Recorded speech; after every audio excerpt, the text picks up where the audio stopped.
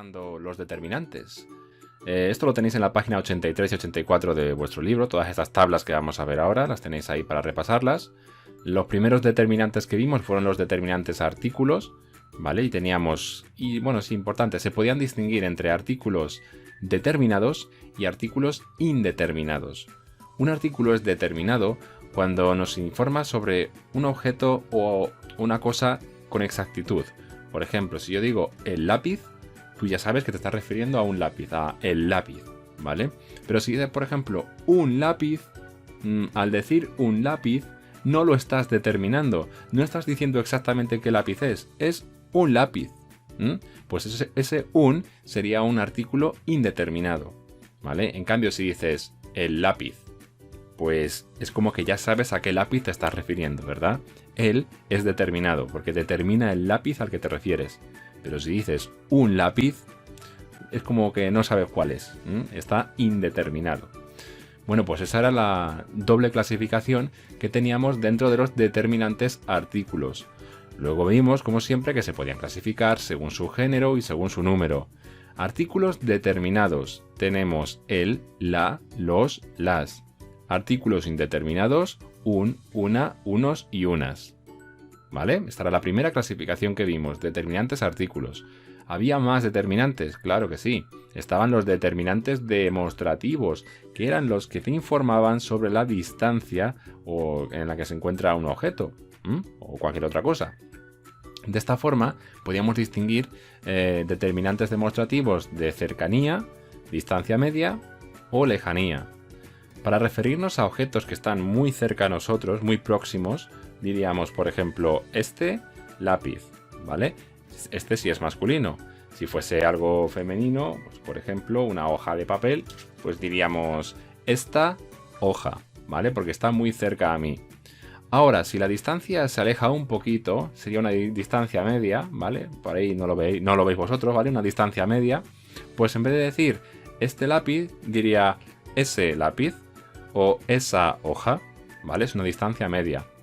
Y si ahora el lápiz y la hoja estuviesen en otra habitación o muchísimo más lejos, pues diría aquel lápiz y aquella hoja, ¿vale? Nos indica lejanía.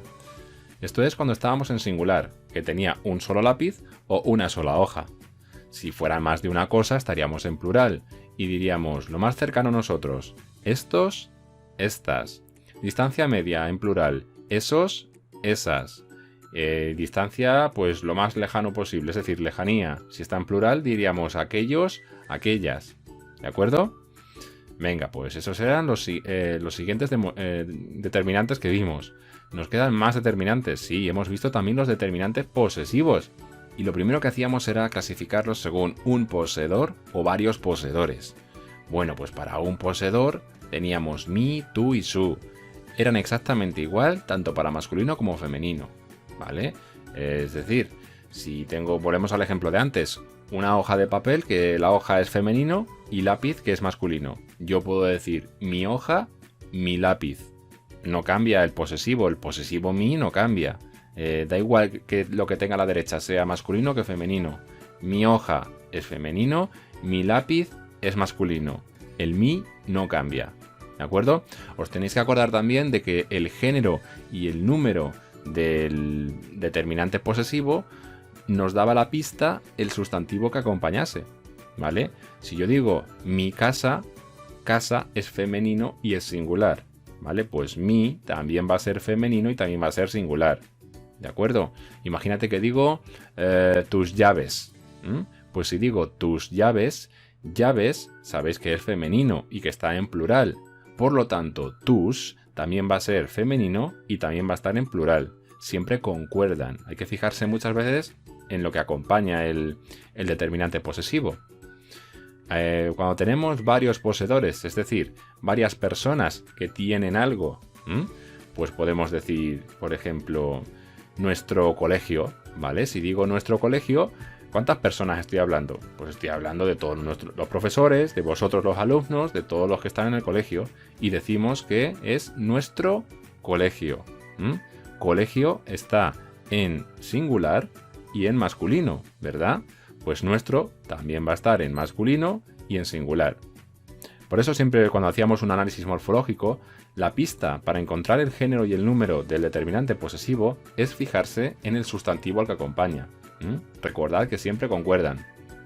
Bueno, pues de esta forma teníamos nuestro, vuestro, su en singular, nuestros, vuestros, sus en plural y en femenino, es decir, si son poseedoras, si son chicas que tienen cosas, pues diríamos en singular nuestra, vuestra, su. Y si son más de una, nuestras, vuestras, sus. ¿De acuerdo? Estos eran los determinantes posesivos. Luego vimos también los determinantes numerales, que eran los números, tan sencillo como eso. Los determinantes numerales indican cantidad. 1, 14, 100, ¿vale? Pues 100 lapiceros, 24 hojas. Pues ese 100 y ese 24 son determinantes numerales. Los números, cuando acompañan a un sustantivo, son pues determinantes numerales. ¿Vale? Pues nada, una vez hemos visto los determinantes, recuerdo también muy rápidamente los sustantivos, que lo tenéis en la página 32, y esto ya lo hemos visto muchas veces. Recordad que los sustantivos son nombres, son palabras que empleamos para nombrar a personas, animales, objetos, lugares, ideas, sentimientos. Y todos los sustantivos pueden ser o comunes o propios. Comunes cuando nombran a cualquier persona, animal u objeto. Por ejemplo, niño o mar. Propios nombran a una persona, animal, objeto o lugar concreto. Es decir, se refieren específicamente a alguien que nosotros conoceremos. Por ejemplo, no es lo mismo decir niño que decir Daniel. Si digo Daniel, tú ya sabes a quién te estás refiriendo. Te refieres a Daniel. Si digo niño, pues te puedes referir a cualquier niño, no solo a Daniel, sino a cualquier otro más. Pues esos eran los comunes y los propios cuando nos referimos a uno en concreto. Y teníamos como pista que siempre van en mayúscula. Venga, seguimos. Los sustantivos comunes se clasifican en individuales y colectivos. Individuales nombran un elemento cuando están en singular. Pues por ejemplo, árbol. Un sustantivo que está en un sustantivo común individual es aquel que nombra una sola cosa, estando en singular. Pues por ejemplo, lapicero, una sola cosa, botella, una sola cosa, altavoz, una sola cosa. Está en singular y se refiere a una sola cosa. Pero luego teníamos los colectivos, que eran aquellos que, estando en singular también, se referían a más de una cosa. Por ejemplo, la palabra bosque está en singular, pero se refiere a un conjunto de árboles. Por ejemplo, ¿qué más? La palabra banco. Si digo banco de peces, me refiero a eso. Banco está en singular, pero se refiere a un conjunto de peces, por lo tanto sería colectivo. Orquesta está en singular, pero se refiere a un conjunto de músicos, ¿de acuerdo? Eso eran colectivos. Luego estaban contables e incontables. Contables nombran seres y objetos que se pueden contar.